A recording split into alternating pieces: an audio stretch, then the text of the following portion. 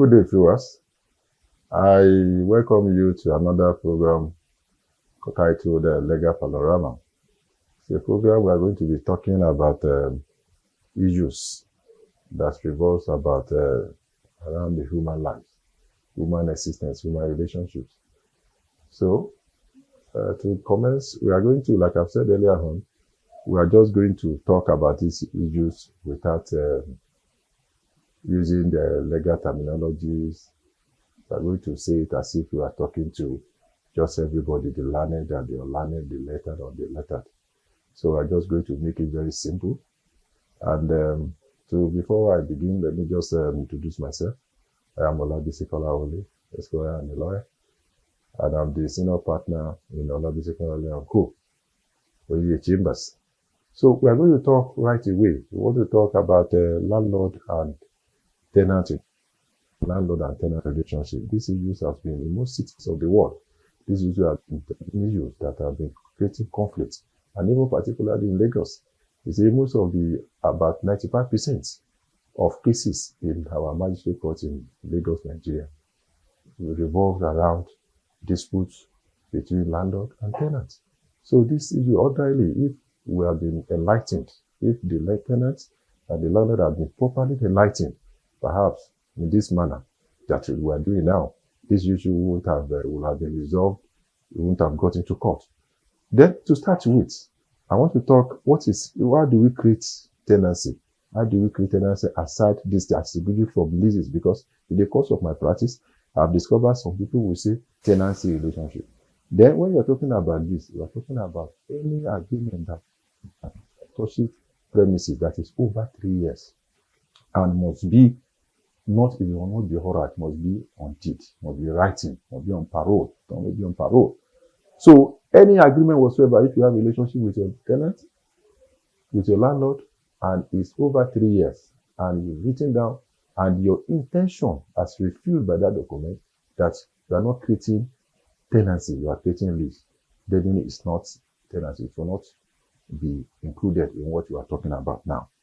So, just to say that if you are creating a lease, if you are creating a tenancy relationship, you people should know, the two parties should know, so that the issue that pertain to it. Then, how do we, when I now say, like I said,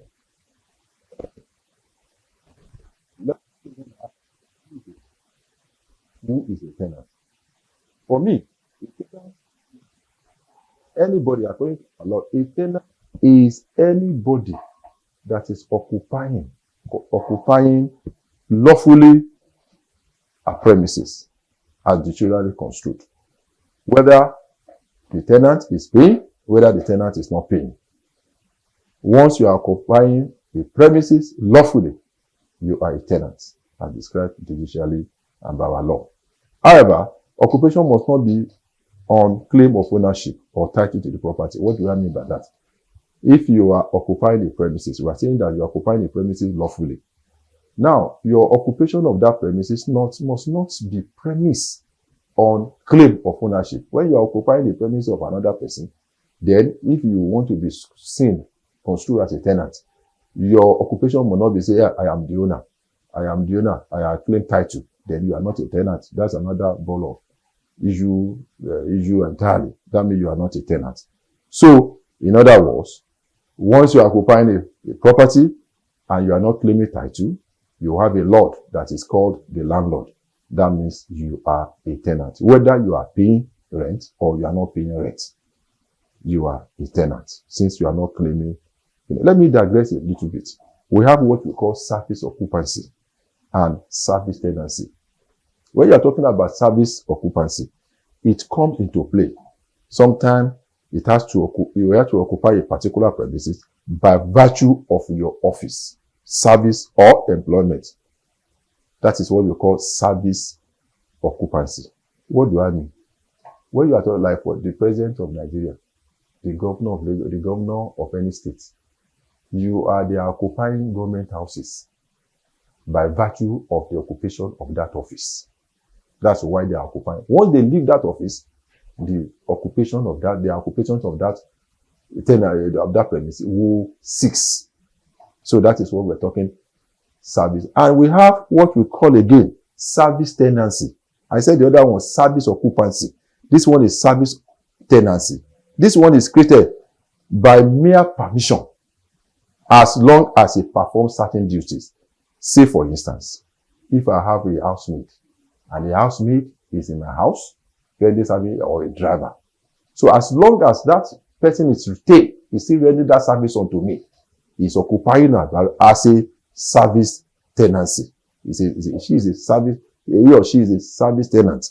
So it means it's different from what we are talking about the issues we're going to talk about. We're going to talk about here. Then we have different types of tenancy. We have what we call tenants at will. Tenant at will. That tenant at will is created where a person permits another person to occupy his or property on understanding implied or expressed that it is owed that premises occupied at the will of the other party. Let me explain it further. That if Mr. A is occupying my property at my own will, at my own pleasure, then we understand, oh, it's not occupied at my own pleasure. Well, it's a tenant at will. And that one, it means that at any time, well, we will come to that, how you can also recover, recover your premises from tenant that is occupying your premises at will. And we have what we call tenant as sovereigns. Tenant as sovereigns. What do we mean by tenant? It's a statutory tenant. That is, the tenant is occupying that premise, not by the pleasure or the pleasure of the owner, of the landlord. If you give a quick notice, for instance, you have manifested your intention. If the landlord has manifested the intention that I want to recover my family, I don't want to have a relationship of landlord-tenancy relationship with you again. Then once that quick notice is given, or the intention has been manifested, immediately when the tenant continues to occupy that premises, is occupying that premises at the pleasure of law. Statutory tenant. We can also call such a fellow statutory tenant because the law allows you that immediately when you are giving quick notice, when the relationship of landlord and tenant has been terminated, then you can still go if you want to go. And if you don't want to go, you can still remain there. You can still occupy that premise pending when judicial declaration will be made. Judgment will be given as per whether you need to go or you don't need to go. They will come to that. What the landlord needs to do, what the tenant needs to do. If after the termination of that relationship and the tenant refuses to go, we will come to that. Then we can also, when we are looking at that, we can also talk about, by virtue of the law that I've said, the nature of tenancy. We have major 4 types of tenancy. 3 major types. I'm talking about periodic tenancy now. We have what we call yearly tenancy. We have quarterly tenancy. We have monthly tenancy. We have weekly tenancy. We have 4 major tenancy. And all of these things, all of these these tenancy we are talking about, it will be manifested. How do you know whether my own tenancy is a yearly, is a monthly, is a weekly? You can only know by virtue of the agreements that the 2 parties had entered into. And this agreement they have entered into, it could be implied. It could be express. It could be an implied agreement. It could be an express agreement. What do I mean by implied or express? You might write it down. You might make it by parole, by oral. Oh, this is what you have agreed. Then that's when you know. Or you can also know your nature of tenancy by the way you are paying your rents.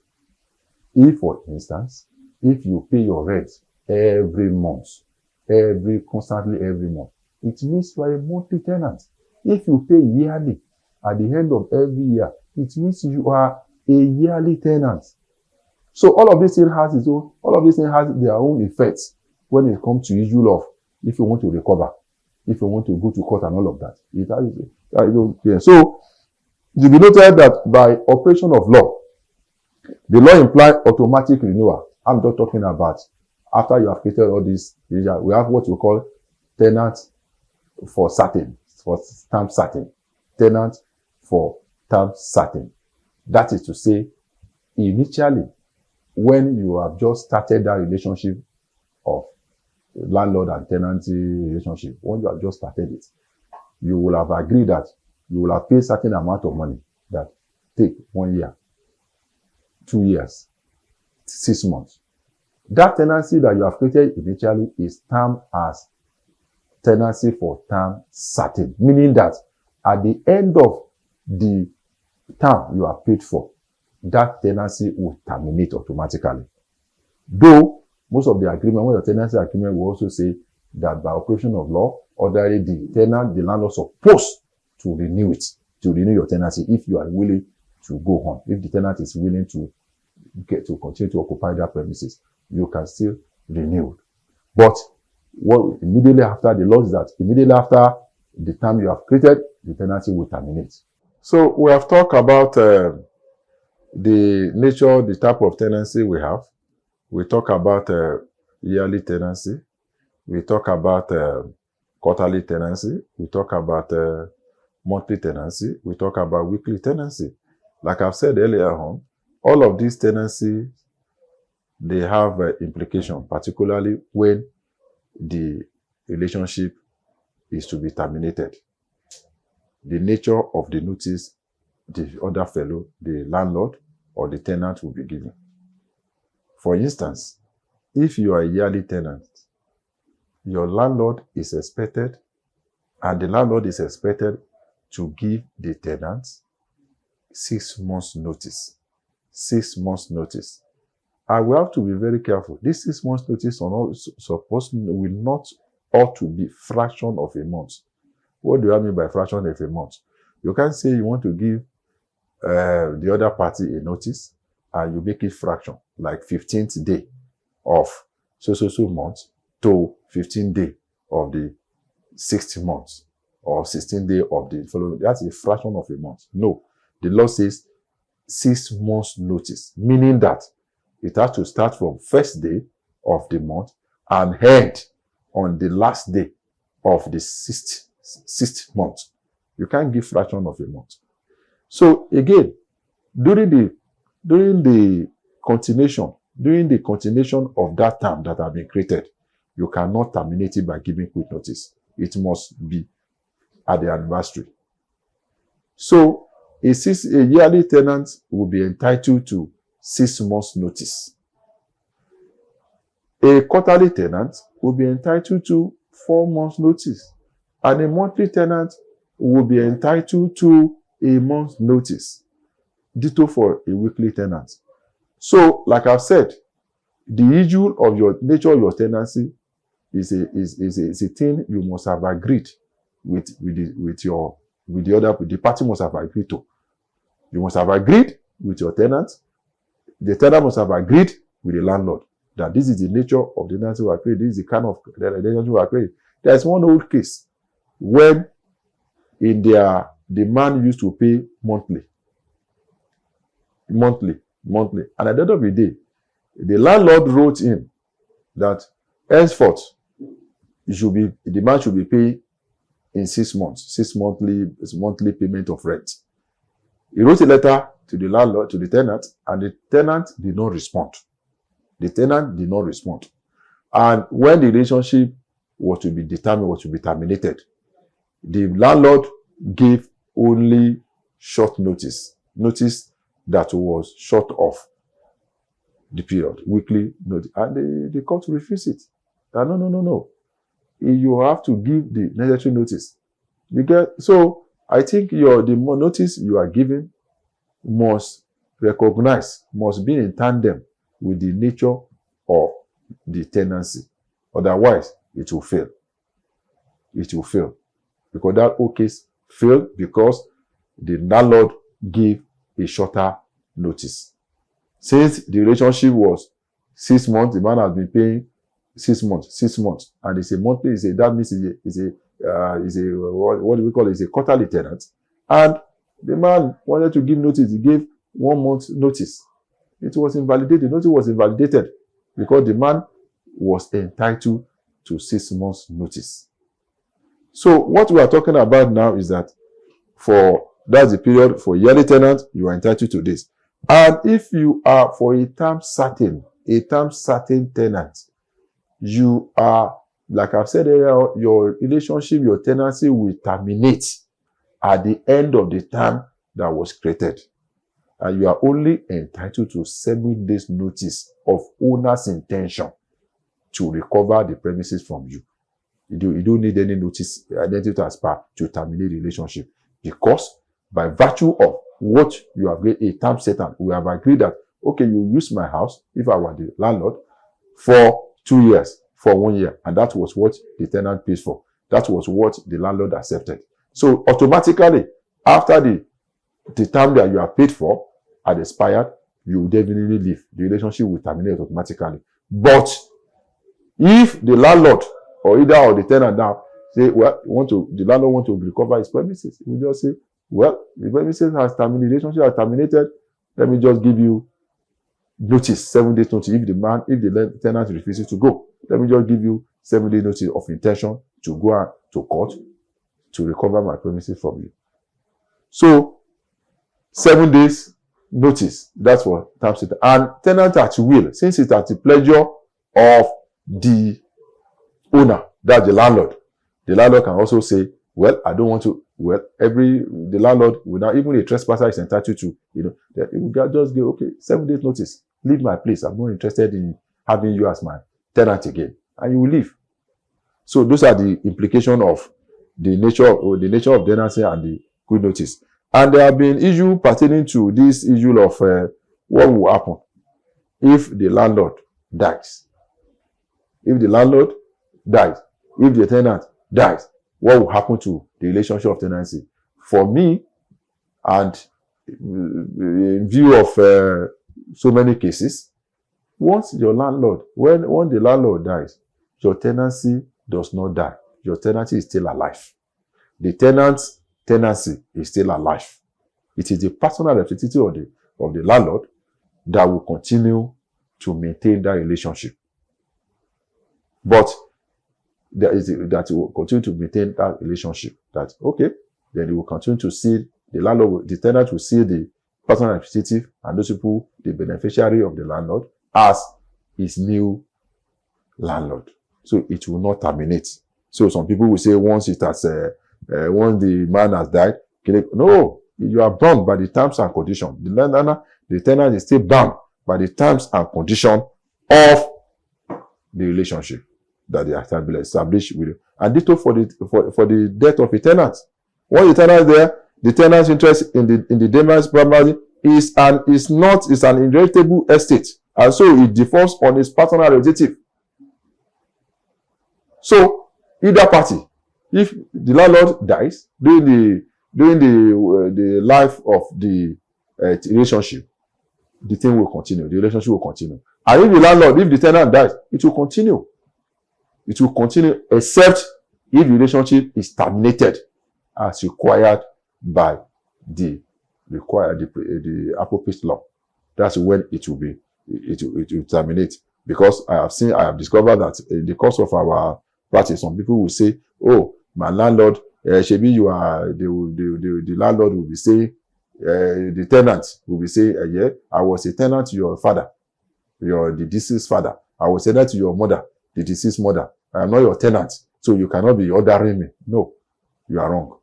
Once the relationship is alive, the tenant will still be subjected to the landlordship, to the ownership of the personal representative, those people who have benefited, who are inherited that property.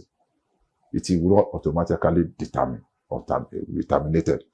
So those are the issues we need to talk about pertaining to that. Then when we are talking about rent, this issue have created so much problems. Rent. Yes, what is rent? Rent is just a profit. A periodical profit that the owner of that property is entitled to from the person that is occupying his property. That's the profit. So the rent will be paid by the tenant to the landlord for the occupation of his premises, of his property. And the question now is this: the rent must be agreed by the both parties. I've said it before, the relationship of landlord and tenant, tenant is a contractual relationship.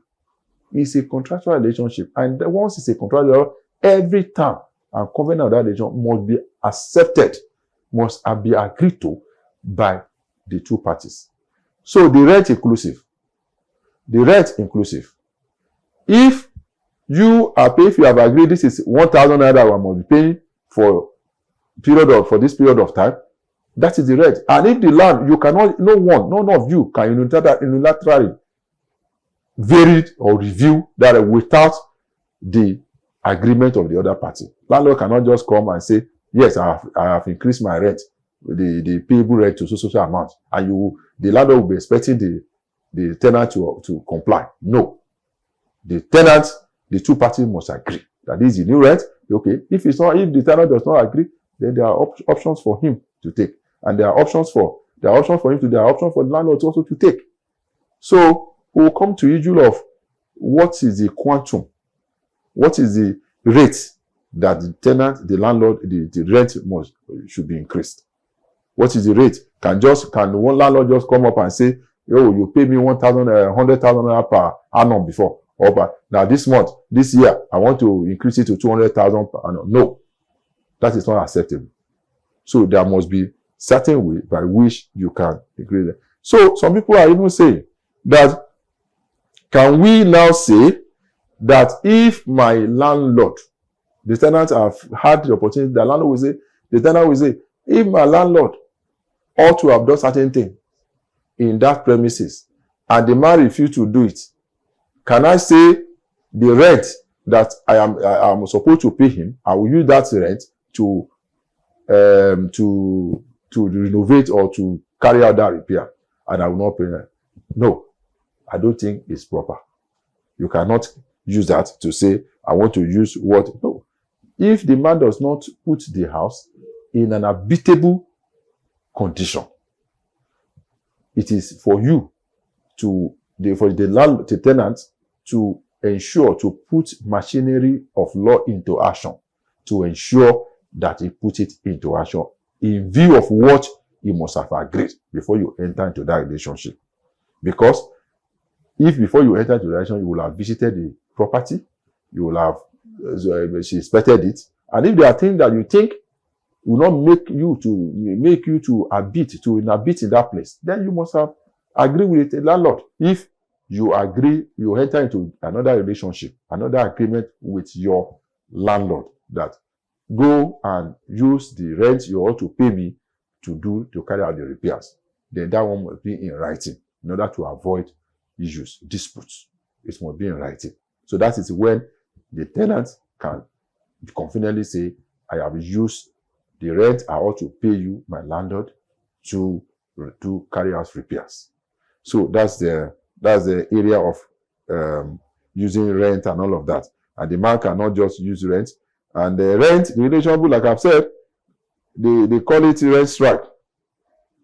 To pay rent merely because he has landlord is unwilling to fulfill his obligation, like I've said, you cannot do what we call rent strike. You can't use your rent to carry out certain renovation, and you are claiming that you will not pay the man.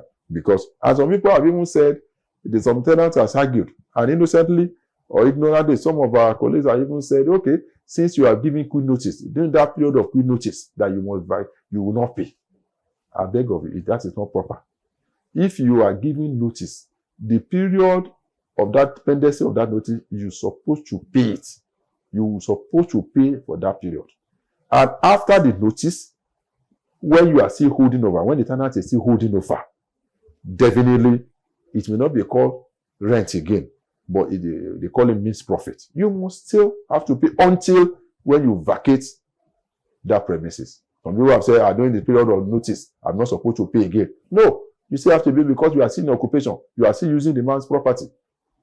So that area must be clear. But by the time we are going on, I think we are going to enlarge our discourse pertaining to when, how much increase the landlord can do, and when will the tenant be able to claim that I will not pay it, and the implications that are there.